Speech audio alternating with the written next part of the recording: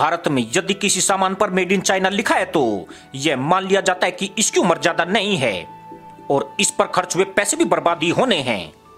इन दिनों नेपाल एयरलाइंस भी कुछ ऐसा ही महसूस कर रही है। दरअसल नेपाल एयरलाइंस ने चीन में बने 6 विमानों का इस्तेमाल बंद कर दिया है क्योंकि इनका संचालन करने में कंपनी सक्षम नहीं थी। चीन की पहचान ही ऐसे देश के तौर पर होती है जो खराब गुणवत्ता वाली चीजें बनाता है और इनका रखरखाव भी बहुत महंगा होता है।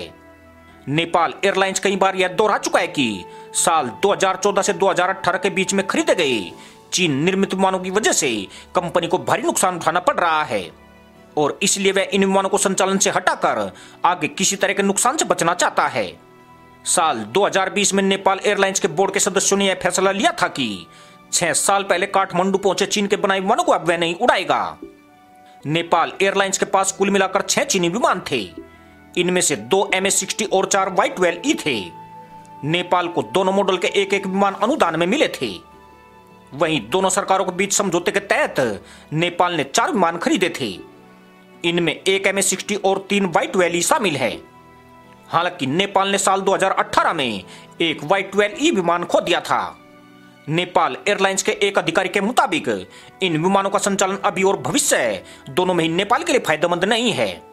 वे इन विमानों के संचालन में तकनीकी खराबी का सामना कर रहे हैं। इन विमानों को चलाने के लिए कौशल पायलटों की भी कमी है।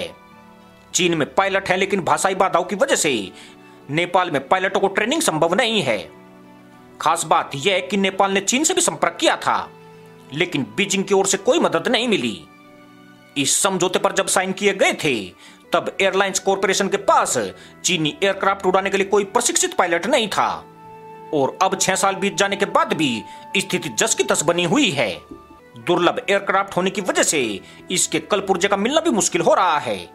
कई एयरक्राफ्ट्स में लगे कल पुर्जों का वारंटी पीरियड भी खत्म हो चुका है।